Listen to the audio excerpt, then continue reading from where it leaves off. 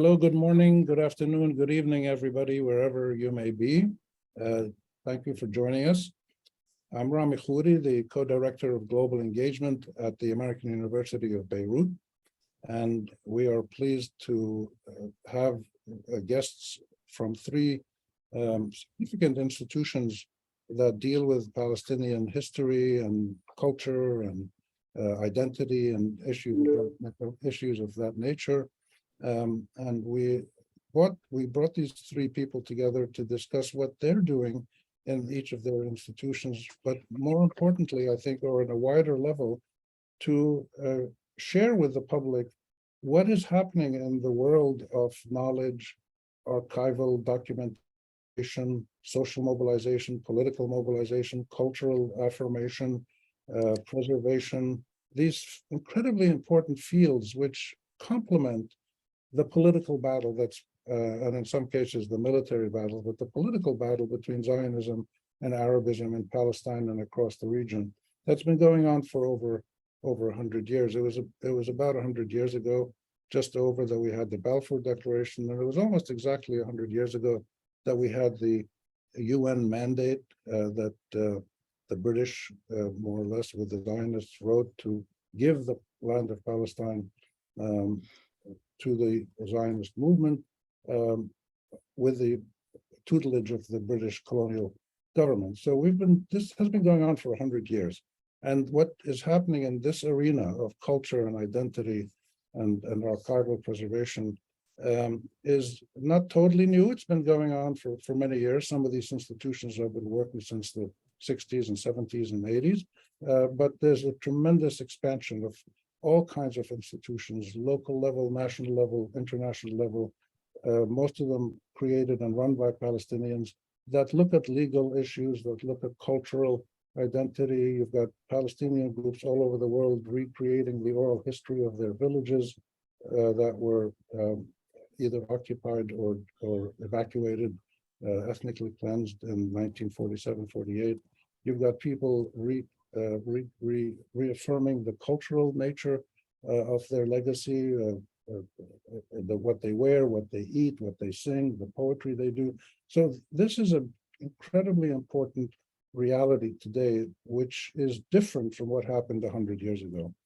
100 years ago, when the British colonial rulers or the Zionist movements took a step to do something that gave them control of the land of Palestine, there was very little reaction by Palestinians. There was reaction, they were against it, but they didn't have the means or the connections or the knowledge to fight this battle politically and culturally in the public sphere in the West. Today, this is what's different. Today, there are dozens and dozens of institutions, maybe hundreds of institutions, museums, legal groups, cultural groups, all working. And anytime anything happens where a movement by Zionism or the supporters of Israel move to take another people. Anytime anything happens where a movement by Zionism or the supporters of Israel, where they try to take over a piece of land or do something, there's a response. And this is what's due. And this is what we want to clarify in terms of the three institutions that we have with us today. So I'll take them now each in a turn. We're going to have Camille Mansour starting, and Camille is the chief editor of the Interactive Encyclopedia of the Palestine Question, which is a joint project between the Institute of Palestine Studies and the Palestinian Museum. We're going to then have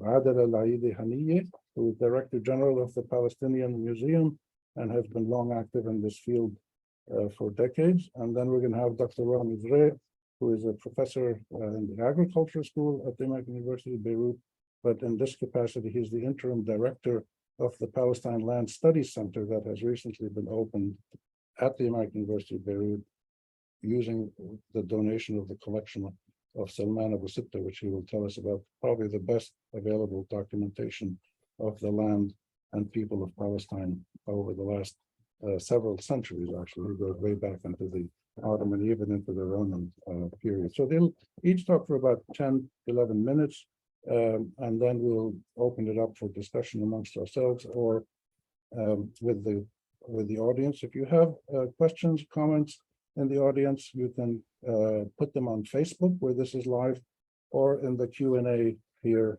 on this site. So thanks to Laura Albast at the Institute of Palestine Studies for doing all the work to get this moving.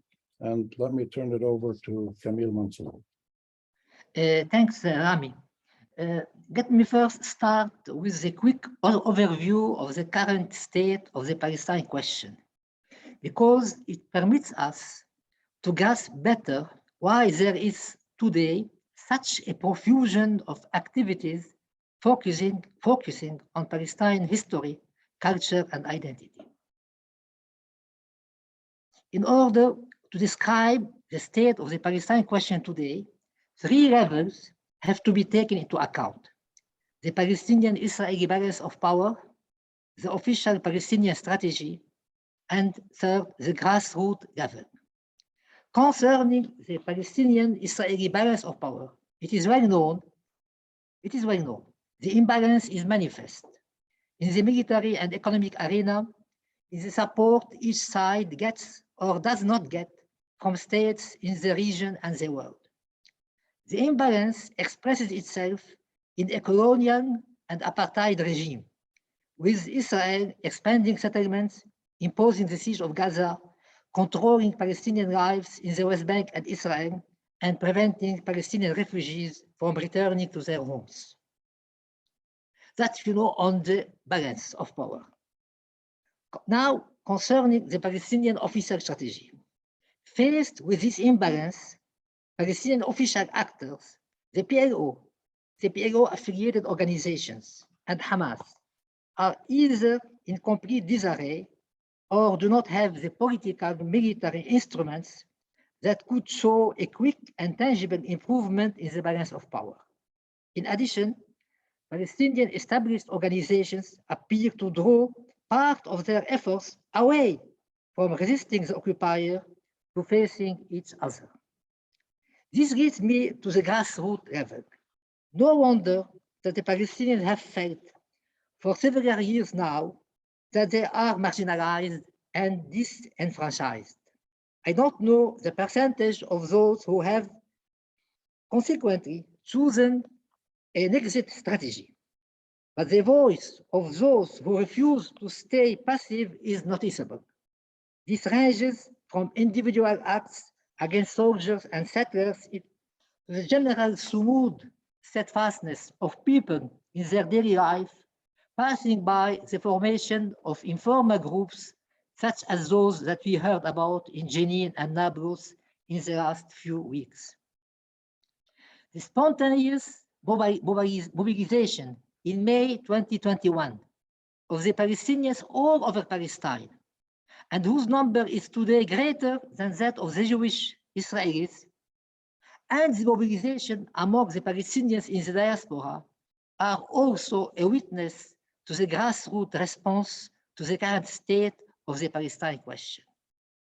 In response to the imbalance of power and to the leadership incapacity to deliver, it seems to me that there is today a grassroots awareness that the struggle is a long-term one, that the most important thing is to identify with Palestine and to stick to Palestinian identity by all means available.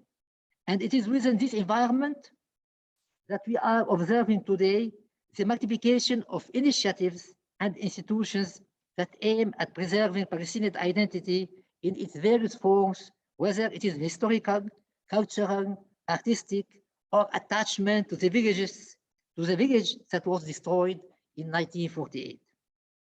I will not repeat what Rami has described in his introduction, but I will focus only on one dimension that is resulting from the affirmation of Palestinian identity and documenting it. It is the legitimacy dimension. The affirmation of Palestinian identity in the world stage, is so meaningful that it has triggered a counterfight from those who feel that the material balance of power in favor of Israel is not enough. We have thus today a battle between two legitimacies. One is the legitimacy supported by powerful states that considers any criticism of Israel and any identification with the Palestinians as anti-Semitism. This has been even codified in the working definition of anti-Semitism as defined by the International Holocaust Remembrance Alliance.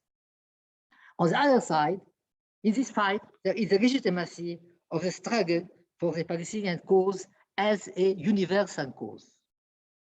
Finally, in this fight for the moral upper hand, one should not ignore the importance of the tools of information technology and social media, and the resulting impact on public opinion of the democratization in the dissemination of information. This brings me to the Institute for Palestine Studies. Next year, in 2023, IPS will celebrate the 60th anniversary of its establishment. It is the oldest independent research institute in the Arab world. Let me add a personal note here. In 2023, 50 years will also have passed since my first association with IPS. I don't want to describe now what IPS has been doing during the last 59 years, nor to present the hundreds of books and journals issues that it has produced in Arabic, English, and French on the Palestine question. You can find this information on the IPS website. I would like to focus only on the following points. Since its inception, IPS has passed through several stages of development, some initiated by the Institute itself, and some triggered as responses to challenges posed by major political events in Palestine and in the region. Established first in Beirut, it opened by necessity or by choice offices in Paris, Washington, Jerusalem, and finally Ramallah. 20 years ago, it launched its first website, and in the last 5 years, it has been very active in dealing with Palestinian cultural production and in reacting to current events through its blogs in both Arabic and English. On average, 1,400 visitors read materials from the IPS website every day. All of this attests to its capacity of responding to the requirements of its mission. Another point, since its inception, IPS Research Committee has also been debating the following alternatives and trying to find each time the right balance. Should it focus on Palestinian rights or on analyzing strategic affairs? Should it focus on archiving and publishing material on the history of Palestine or on following current events? This is a healthy debate, and we will continue discussing it, be involved in it. One of the major IPS projects is, as you know, the Interactive Encyclopedia of the Palestine Question. This is a project conceived by IPS 10 years ago as part of a joint project with the Palestinian Museum. And here I have the pleasure today of sitting with Adila, the General Director of the museum. The encyclopedia aims at presenting most facets of the Palestine question: historical, political, military, economic, cultural, etc., in a way accessible to the broader public and in a user-friendly manner. Currently, it is composed of an overall chronology, more than 2,000 entries, hundreds of highlights, biographies, historical documents, and the description of every from the more than 4 Palestinian villages destroyed and depopulated in 1948. Camille, sorry to interrupt. Camille, do you have 2 minutes, please? Okay, yes, I will be finished. Yeah. Okay. More than 100 people have participated in the project: researchers, IT engineers, data entry, translators, etc. Here also, I would like to stress several orientations that are governing the preparation and publication of the encyclopedia. First, to present a factual and accurate description of the Palestine question that is simultaneously committed and objective. Second, to show the Palestinians as they are. the actors, purposeful actors, and not just victims, people who succeed and fail, who develop means of struggle and experience successes and setbacks, and who build their political, social, and cultural institutions outside and inside Palestine. Second, or third, as the encyclopedia is published in both Arabic and English, to speak the same language to all audiences and maintain the same tone in any language. 600 people visit on average every day PalQuest, the encyclopedia website. Clearly, the number should be increased. This is an ongoing project. The encyclopedia will be continually upgraded and populated with additional content.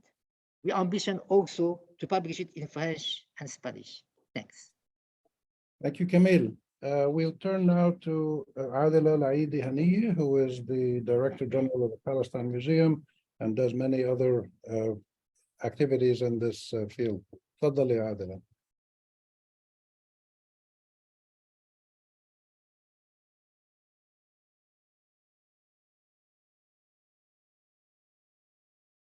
Okay, Ahlan Rami. Thank you, Camille, and hello, Rami, and thank you for this opportunity, and thank you, Laura, for organizing this, and thank you for this initiative. I'm very happy to be among this distinguished group. I will introduce the museum briefly and what we do and why is it important. We are located in Bir Zayed, but we're also located online. We operate 3 different websites. One of them is PalQuest, and we will have a 4th for children and families and educators next year.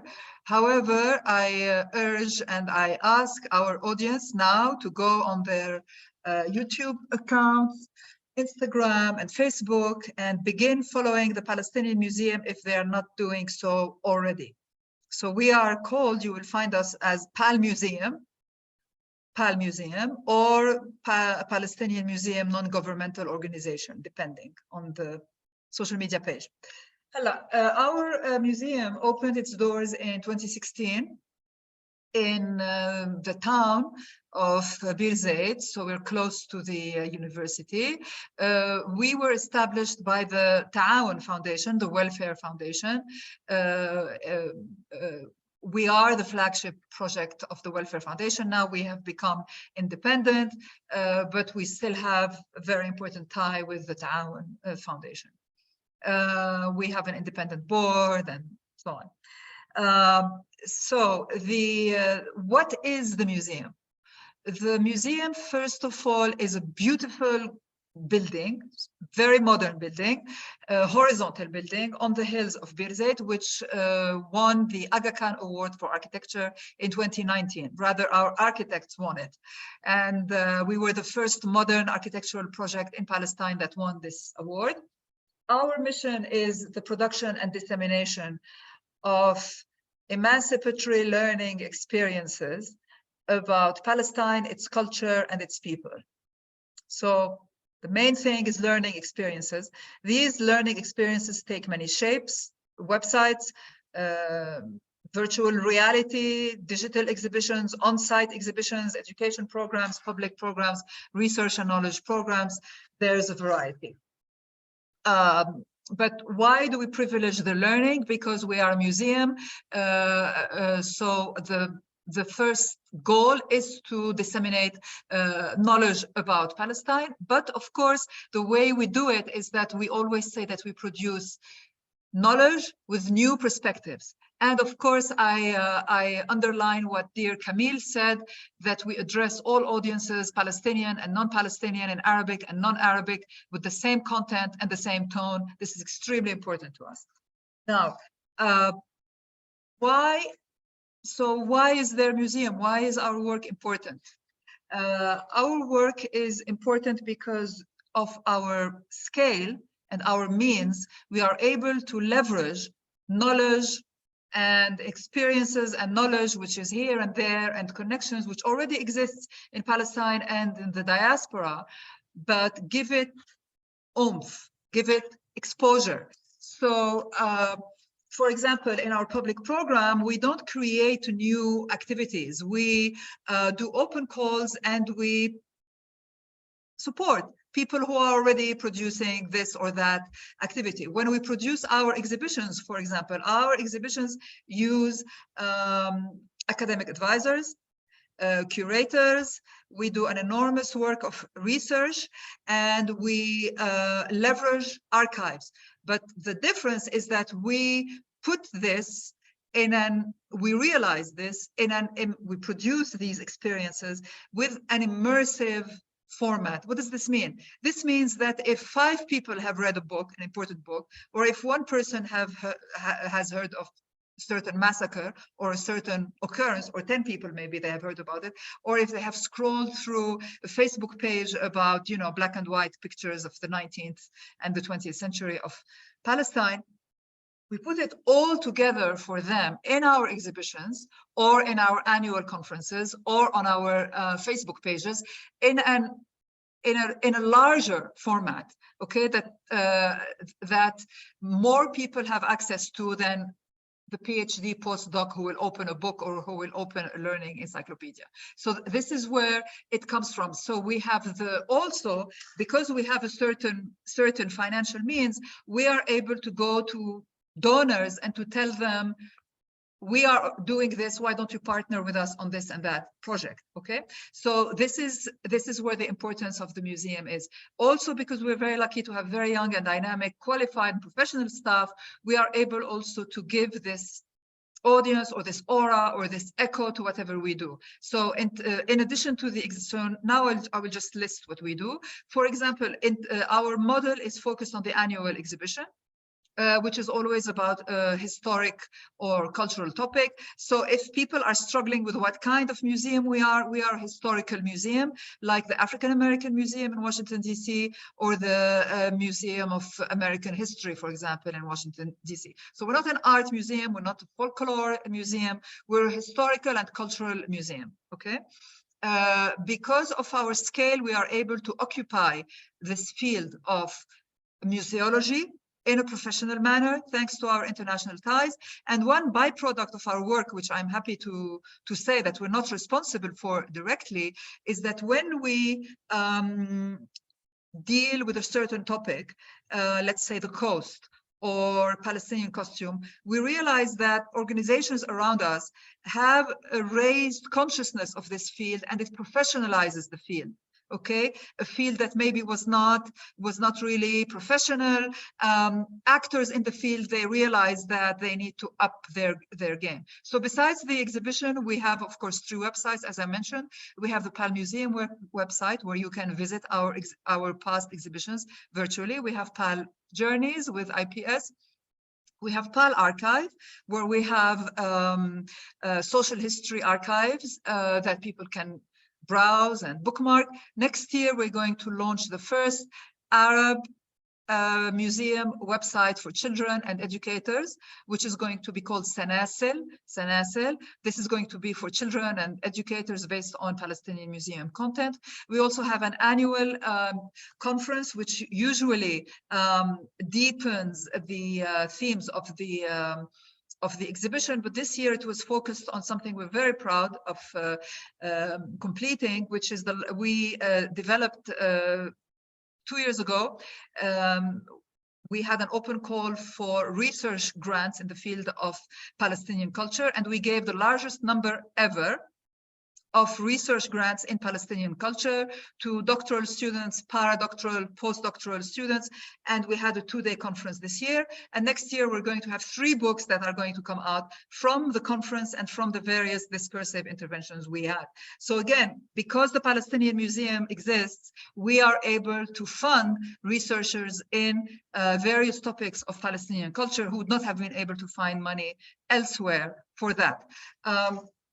We are very proud also to have developed, this is our newest baby, a project with the University of Cape Town. There's going to be a book launch next year, next week at the Sharjah Biennale, which is a joint research and architectural project by Palestinian and South African researchers. It's called Land Walks, and that's going to be launched next week, as I said, at the Sharjah Biennale.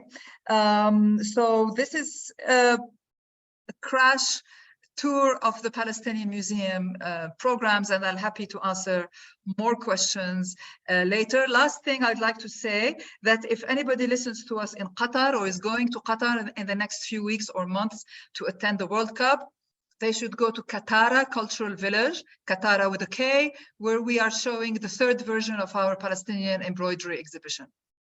Thank you, Rami.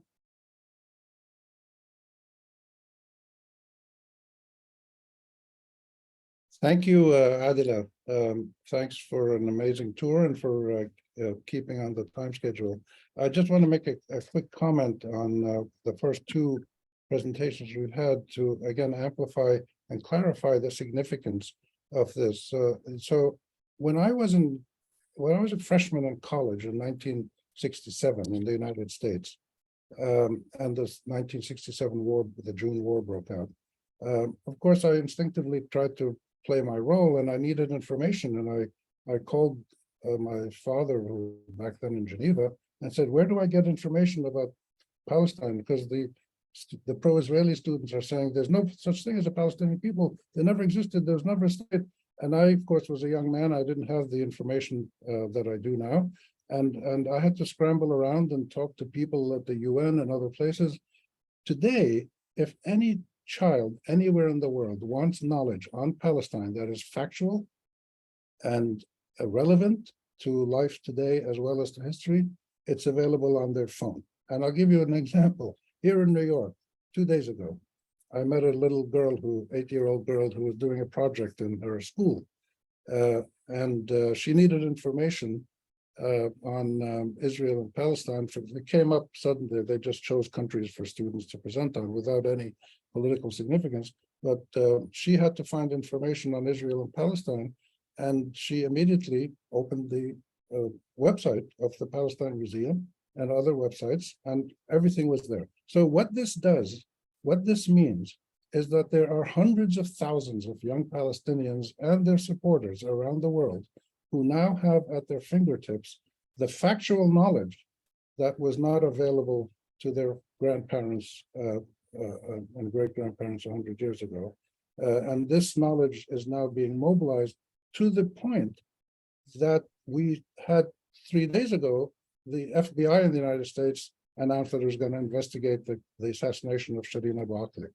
And this is not because the FBI suddenly decided to do this. It's because of the pressure that was mobilized in the Congress, in the media, at community level, in churches, in synagogues, in mosques all over the United States. And this is a consequence of sharing knowledge that helps people mobilize for the cause of justice.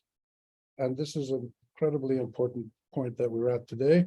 And to bring us right up to date with the latest development, we will turn to Professor Rami Zreh at the American University of Beirut, who is the interim director of the Palestine Land Studies Center, which is quite an extraordinary institution that he will tell us about. Tfaddal, Rami. Thank you, Rami. Thank you very much. And thanks to the two speakers who have introduced the context of Palestine, and then some of the actions that can be done from the grassroots up and within an academic setting, but not within an academic philosophy either.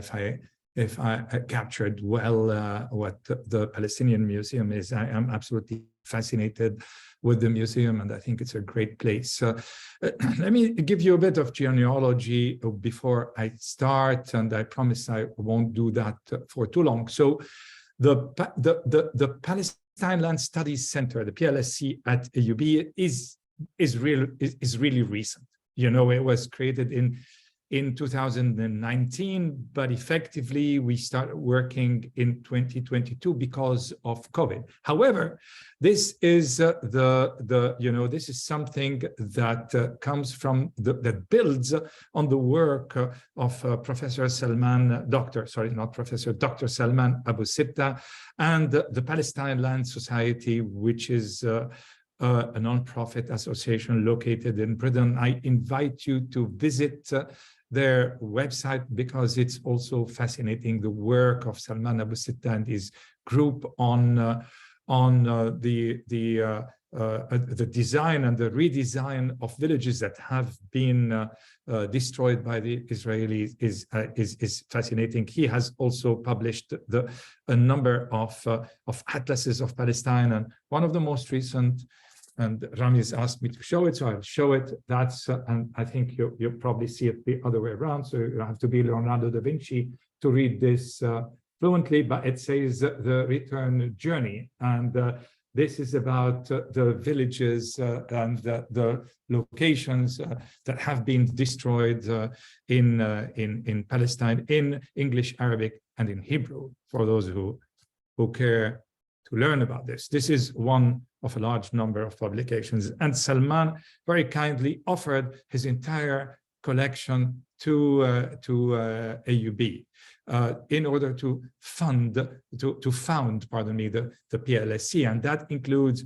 7,000 plus books, hundreds of maps from the British Mandate period up to the present, 5,000 Royal Air Force aerial photos of Palestine from 1956, tens of volumes of documents concerning Palestine, some of them taken from the occupiers' sources, several volumes of British Mandate documents and laws and district report, and about 5,000 gigabytes of worked maps and photos and tables, and also the survey of Western Palestine that was sponsored by the Palestine Exploration Fund from 1871 to 1888. You will, for those of you who know this material, you will see that this is an invaluable basis and invaluable source in order to carry out research in about land and people in Palestine. And indeed, the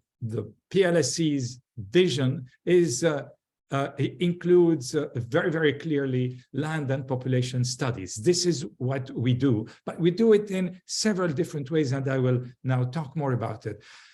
But the good thing about it, I mean, not the good thing, the thing that needs to be said clearly in a center that's not affiliated with the PLO or with clearly Palestinian entities, is that it upholds the inalienable right of the Palestinian people, particularly the right of return, aligned, of course, with international law and with the UN. And among the areas of interest are Palestine past, present, and future, and the production of teaching material, the production of research, and teaching material is very important to us because we're in university, and also exploring ethical, socio-economic, environmental, and other issues. So what is our signature? So we're located in a university in the Arab world, and AUB's and Lebanon's historic relation with Palestine are not to be made, especially with the IPS and with other aspects of the Palestinian struggle. AUB itself has produced many people who went on to become leaders of the Palestinian struggle. But also we're surrounded with youth, with students. And these students can be Palestinians, of course, but there are also a lot of Arab students and of foreign students who are directly exposed to Palestine, but who also contribute to the work of the center, including leading on certain projects. The Palestinian Cultural Club and people who are part of the Palestinian Cultural Club, but also people who are not, are currently leading on some of the project that interface between land and other aspects of research on land in here. And the project, of course, we hope that these projects complement the work of other centers, namely the IPS and the Palestinian Museum. And we're also keen on the use of, with the conventional fields, the use of media and film and performing art and ecology as an area of research, history, along with the other demography and socioeconomics and etc. And one of the parts of our signature is that we have an in-house research facility on spatial analysis, specifically large number of GIS maps and digitized map that can allow us to do research on Palestine in the past, Palestine today, and Palestine in the future. I'm going to give some of the examples, a couple of examples very briefly, of research from below and show how these link with the more international struggle around those same areas. For example, you know, archiving is memory, archiving is self-actualization, archiving is preserving identity, but archiving can also be a place where you put things and then they get forgotten. If archives are not used, if they're not kept alive, if people do not have an incentive to go and look at them, then they become the realm of obscure academia, and we do not want that. We have a project that we call cloud archiving. And in this project, we gather family archives. People send us their archives, and these are digitized, and then they're made accessible to people. And that deals with the issue of, you know, what do I do with this box that's been in the attic for such a long time? Who's going to take it? Who are the people in this photograph? And then once we digitize this, we organize them geographically and using a popular gaming platform. And for obvious reasons, I'm not going to say which gaming platform, but they're actually constructed within this gaming world. And then people who want to consult their own family's archive are given a QR code, which they can use and go and look at their relatives' photos and land title deeds, and etc. And with this, we link with the world of gaming. And I don't know if many of us know that, but I mean, the world of gaming is also a world where other struggles in the world, struggles that are associated with social justice, can be deployed and are being deployed. It's also a world which can be pretty rough virtually, but it's also a place where certain political issues can be raised. Another aspect of our work is that we do not only consider archives are things that are printed or written. In one of our, one of our upcoming projects, which is called Seeds as Memory, we address through thinking about seeds, the seeds of the vegetables and the plants that we eat, as encapsulating part of the memory of the people who have spent time developing them and selecting them. And Israel has been blatantly thieving on these seeds and making money through monetizing the genes that have been selected by Palestinian farmers and peasants over hundreds of years. Now, the issue of benefit sharing, not that we would like to share anything with them, but I mean, this is enshrined in international covenants on the preservation of agrobiodiversity as culture. Once this is put forth using different means, then food preparation itself becomes an act of resistance. And in terms of the right of return, that's the right of return of the land to its rightful owners, but also of the seeds of the land to the rightful owners. So that gives a completely new, different dimension. This dovetails, by the way, really, really well with a lot of international action surrounding food sovereignty, surrounding seeds, surrounding the internationalization of the struggle against the corporate production of hybrid and GMO seed, which goes, of course, beyond the issue of Palestine, but which also brings people into the discourse on Palestine. So these are two of the issues that I wanted to share with you and to show you, direct you towards how perhaps work that comes from a place where you have a number of different research interests can help us preserve different types of memories of Palestine, and also can help us bridge with other social justice activists in the world. Thank you. Thank you, Rami. I want to just make a quick comment and then ask a question to all of you, and then we'll open it up to some of the questions we're getting from the audience. Camille made a point.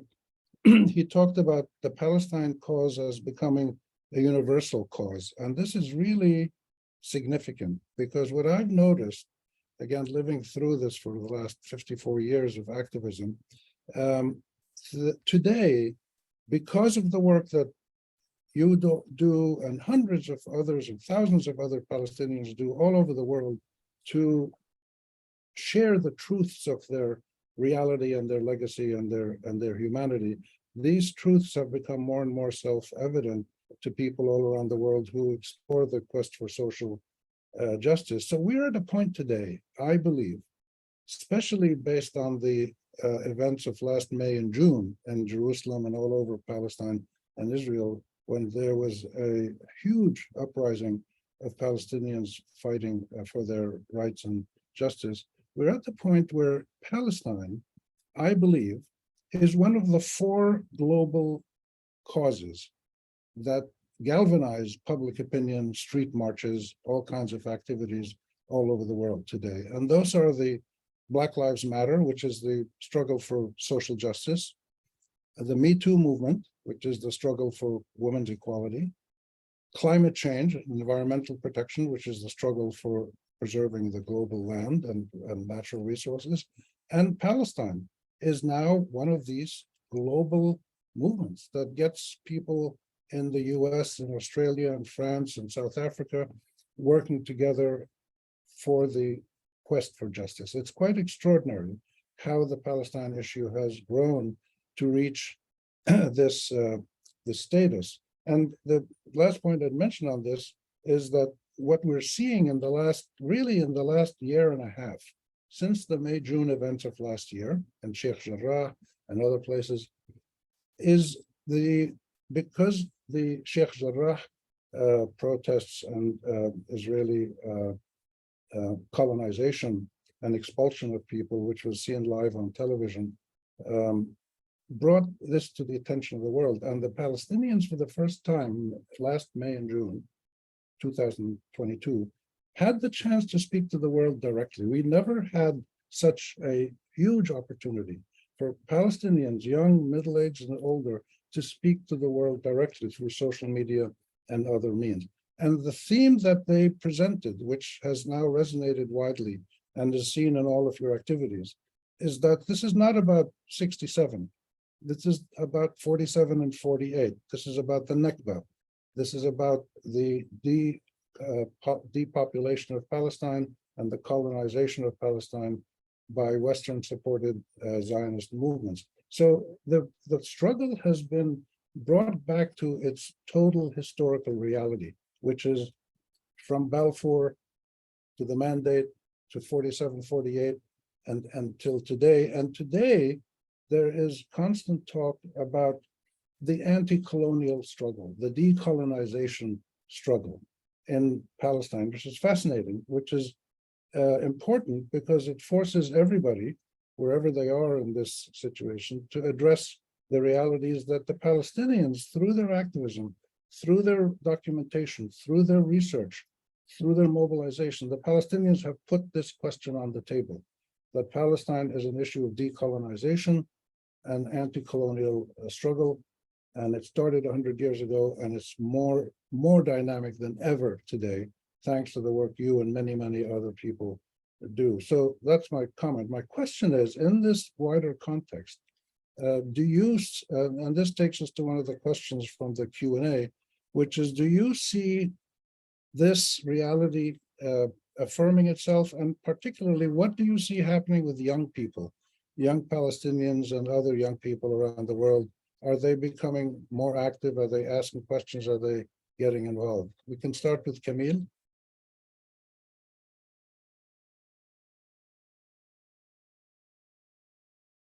You're muted.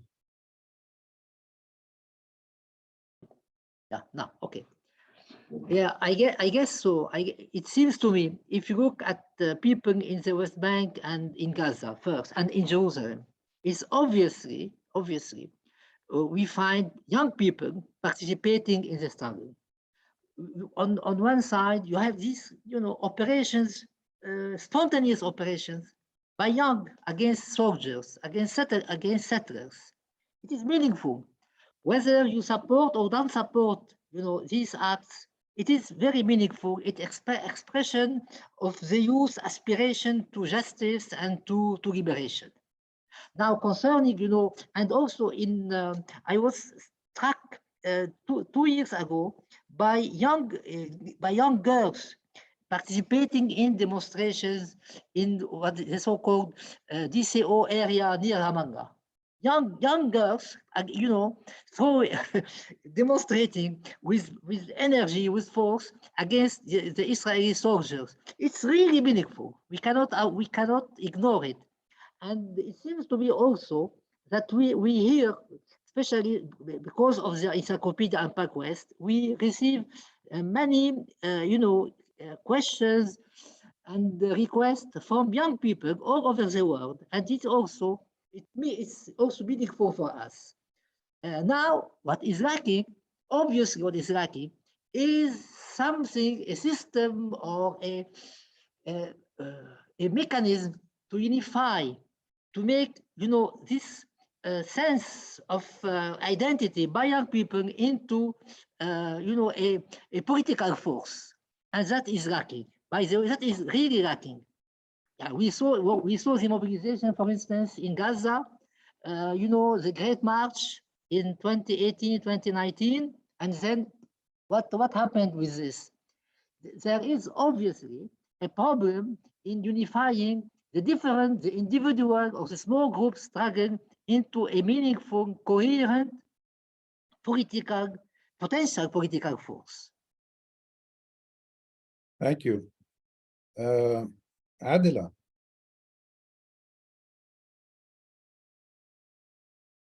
Unmute.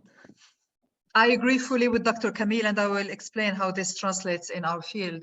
But two things that I need to say quickly. Our issue, we were very happy to welcome Dr. Salman Abu Sitteh to give one of the first lectures at on Zoom. As part of the research and knowledge program of the Coast exhibition. We have an exhibition now about the history of the Palestinian coast, and we were happy to host Dr. Salman to give a very important talk. Before we just like only talk about, the outside world, I'd like to mention that our work in Palestine is also extremely important. And, sometimes we forget that, sometimes when we are narrating and disseminating the narrative, we are focused also on the outside world. But I am very proud and very moved by the work we do at the Palestinian Museum for the local audiences, both children and university students and adults who very simply do not know, the touchstones of Palestinian history that we think everybody knows. No, they don't. The amount of oh, I didn't know that, I never heard that we hear in our current exhibition is astounding. Now, to this point, yes, of course, young people are more engaged, they're more on social media and so on and so forth. However, I have to say something. I work in a different field. I work in an institutional field, which is quite heavy. I used to run an art institution in the 90s, the fun period of the 90s when people were fun, quote unquote, when people were discovering Palestinians in the art world and the media world and so on. And there was great sympathy and great curiosity, and we had delegations coming and delegations going, and all this ended with the second intifada. Then I took a hiatus. I went to academia in the US to do my PhD, and I saw how much people are interested in Palestine, and there's no problem. But now I'm back to the institutional field, post 9/11, post Abraham Accords, and the situation is very different, very different. People you know, large institutions are very weary of tackling a large project with Palestinian content, very weary, because they're informed by everything that I just talked about. And now we are losing the Arabs, yani, to be, you know, very blunt, whereas in the past we could count on them. So here, you know, when I'm speaking to an organization in certain museums, they tell me, oh yes, we want to have an exhibition about Palestinian content or a joint project because we have an Arab migrant population. But we don't find Palestinians in those countries that are clamoring for Palestinian content in that in that museum. The reason why our exhibition happened in Qatar, one of the reasons is because we had local members of the Palestinian community who asked for museum content, Palestinian museum content. So this is, so here I am joining Camille's comment, but not on the political mobilization comment, but on lobbying in your country to have Palestinian museum content in your art center or in your local museum. So the situation is not as rosy as we think. I mean, you know, talk is cheap, social media is cheap, but, you know, we want things to happen institutionally as well. I think Adila has frozen. Is anybody hearing her? I am hearing her. I'm hearing her, Rami. I heard what she said. No, I finished. Yeah.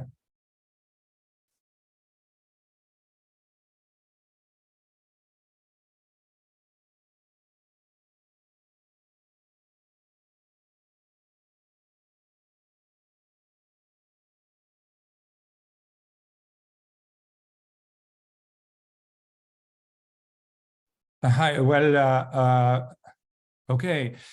So I fully agree with Adila. You know, I mean, first of all, I'm located in Beirut, Lebanon, and the liberation of Palestine in all its multiple versions is something that will come from within Palestine with support from our brethren, of course, unlimited and unqualified, and that's exactly why we're here.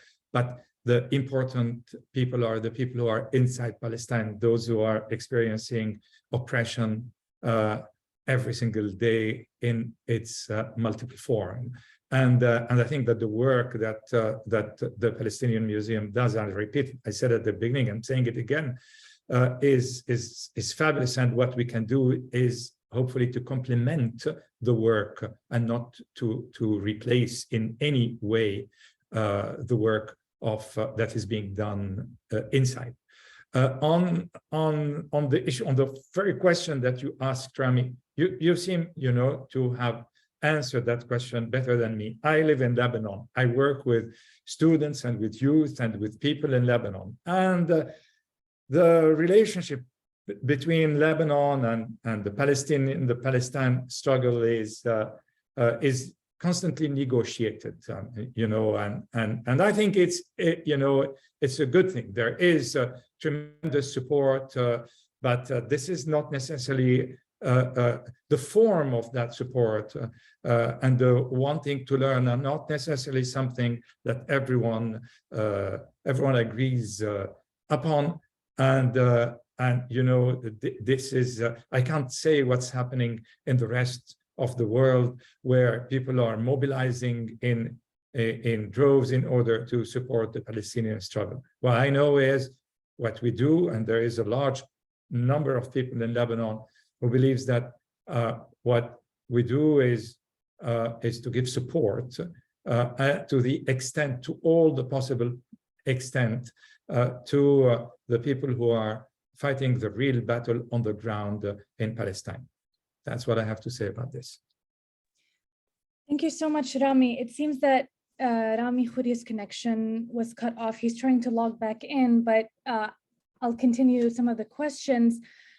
We do have a question in here about how do the activities that your organizations do, your institutions do in the preservation of memory, how do they grapple with official narratives and official policies from governments about the same events that you're documenting? Sorry, that's a question to me or to everyone? Everyone, whoever wants to take it on. So maybe you want to start again with Camille, if you wish. You want to go ahead, Camille? So it is a difficult question insofar as, you know, as IPS, Institute for Palestinian Studies, is concerned, you know, we are independent. And I believe others, as you know, the museum, we are independent institutions. So we don't follow, you know, the narrative of powers that be, whether the PLO or Lebanon or the Gulf, etc. But we do have our tone. I mean, we try to be, let's say, quote unquote objective, but committed, always committed to Palestine. And we avoid entering into internal Arab affairs. So we focus on Palestine, focus on the Palestine narrative in relations to Israel. It is how we maintain our independence. It's also how we maintain our credibility.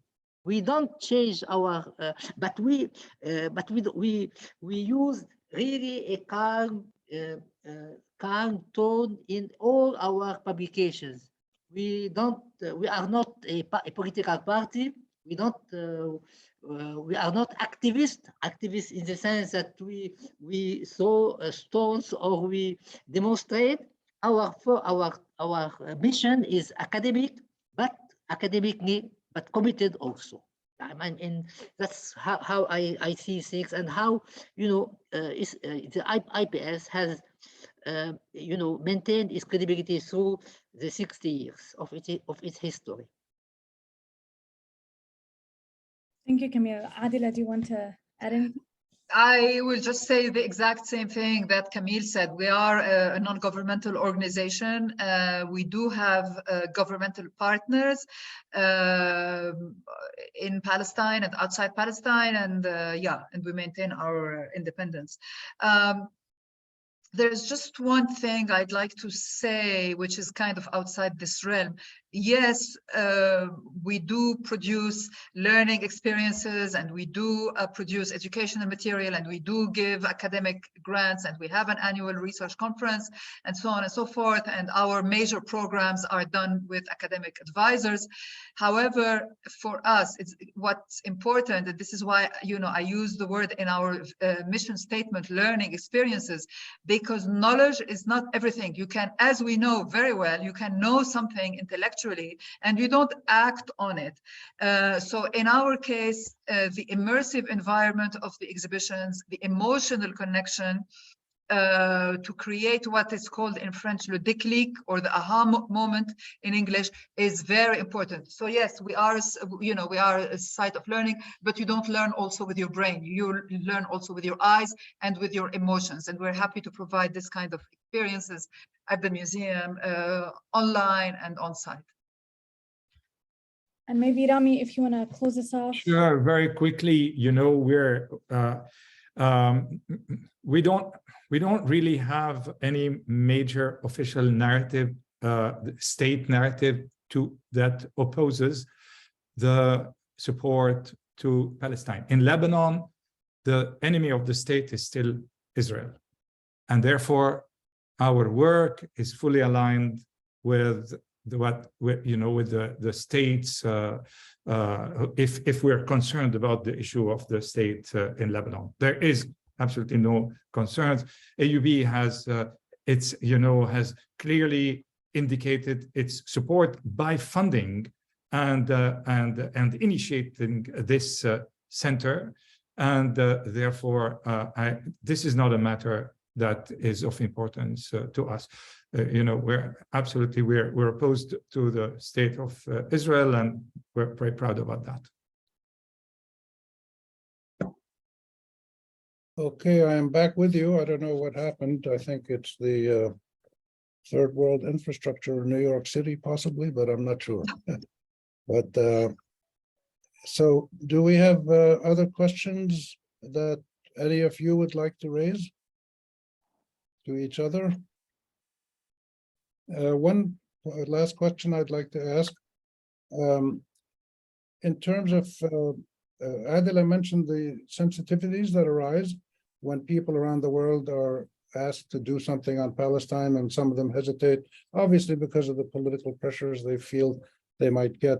But do you have active mechanisms in place to collaborate on an ongoing basis with colleagues around the world that would make the Palestine issue not just an episodic and occasional one in museums or universities or cultural centers, but would perhaps become something routine, like the study of equal rights for women or civil rights for all are now handled everywhere pretty openly, except some very small areas where very conservative right-wing traditional groups are still trying to resist this in parts of the United States, but the majority are all in on this. And is this something, do you think, that can happen with Palestine if the collaborations that you have started in some cases can become more routine and ongoing? Who's the question for? Is it for all of us? Oh, well, in our case, you know, museum work is heavy, it takes time and it takes money. So the only thing we can do is to take one step at a time. We are lucky to have had and to have institutional partners in Europe.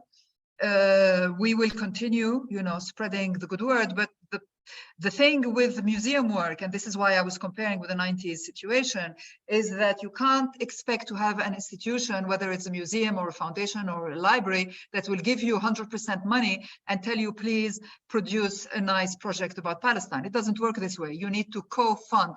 In the past, you would have non-governmental organizations, non-governmental foundations, governments who would support the Palestinian portion with funding.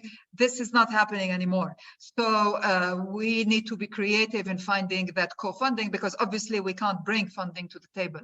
Yani ya dob, as we say in Arabic, we can cover our own costs. You know, we take it one step at a time. That's what I can say. Okay, Camille.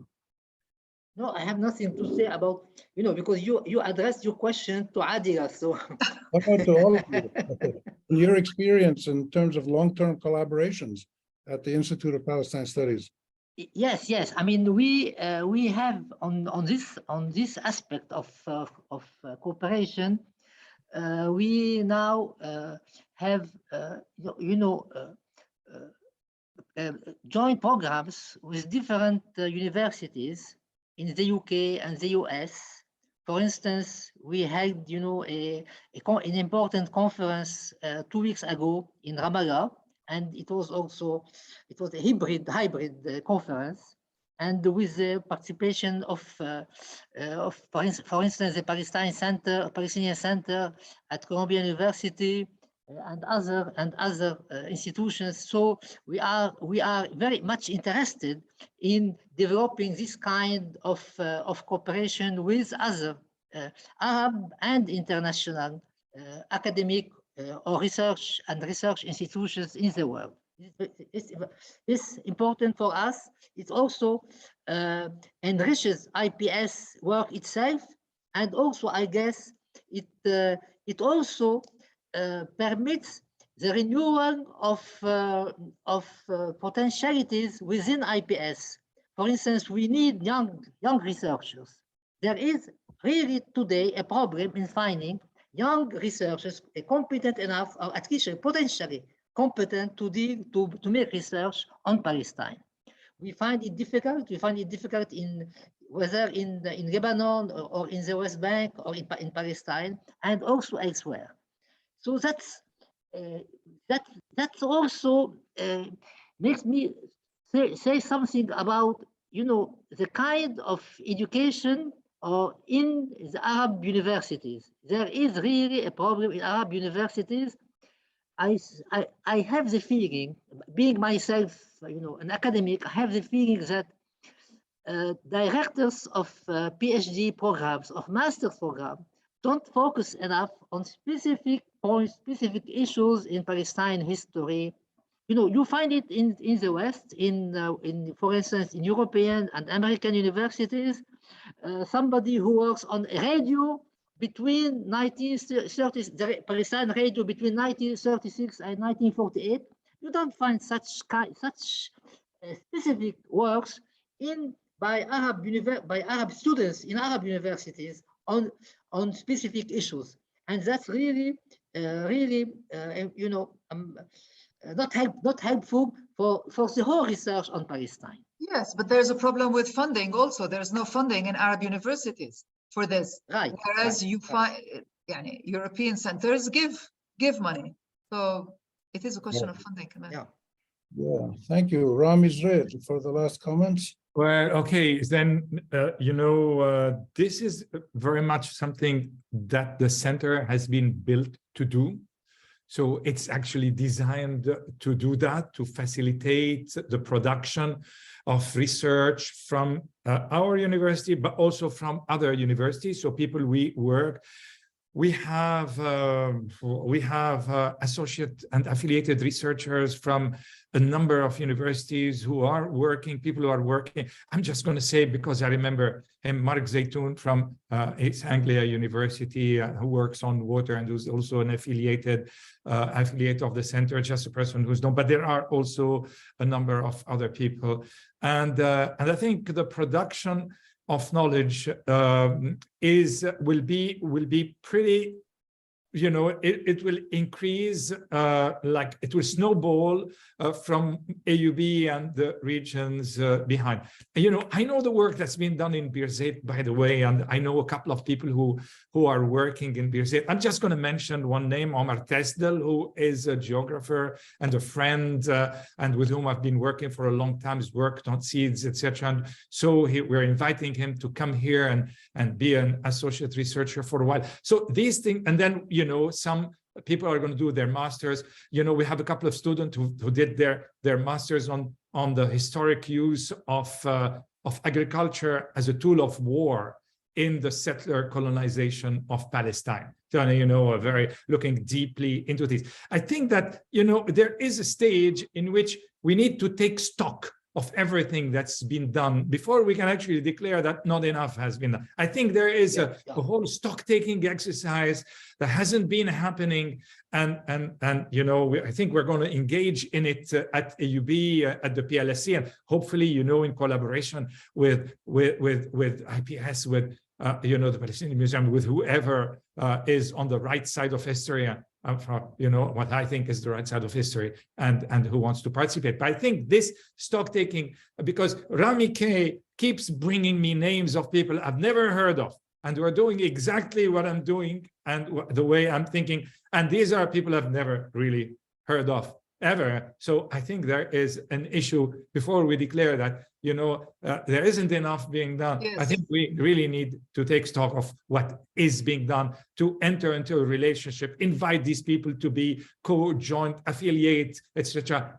Because this will strengthen them in their academic environment. I come from deep academia, as in the deep state, and I know how hard it can be to go against the grain, and I know how much young researchers on Palestine will and might and are likely to require support from people who have been in this field for a long time, and deserve support, because of the strength of their work, not just pushing them because of a headline.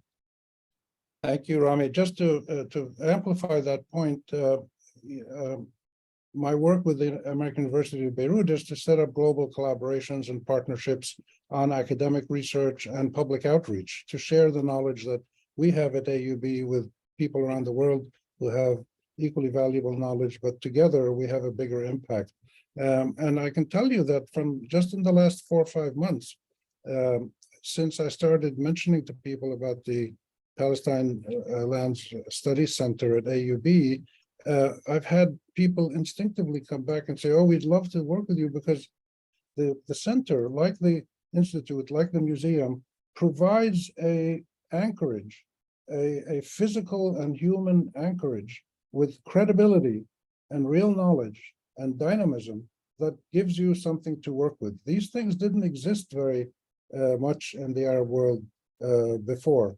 But now when I approach people and I find somebody who does a study on the colonial past in Palestine and the land, and I talk to them and they give me the names of 3 or 4 other people, I pass these on to Rami Zreif so that we have a database of people all over the world who are doing really serious work, doctoral candidates in top universities all over the world. So this is another sign of the kind of global struggle for justice that is happening.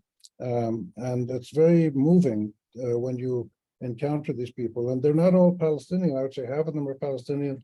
The other half come from different nationalities all over the world. So with that positive note, I would like to thank you, Camille. Camille. I would like to say something. Yeah, go ahead. Sorry, yeah. I'm in a way, as a way of concluding, conclusion. I alluded to this in my presentation. We today fear as much failure of negotiations as success. Because success means concessions and undue concessions. So that means that it's a struggle, or the Palestine question will continue to be with us for another generation at least, if not more. We don't know. Which means that the front now, because of this, the front is not only a military front. It's an ideological front. It's an identity front. It's a legitimacy front. So, in a way, if I could say, against the legitimacy of power, of powers, the US, Israel, etc., we need to focus on the power of legitimacy.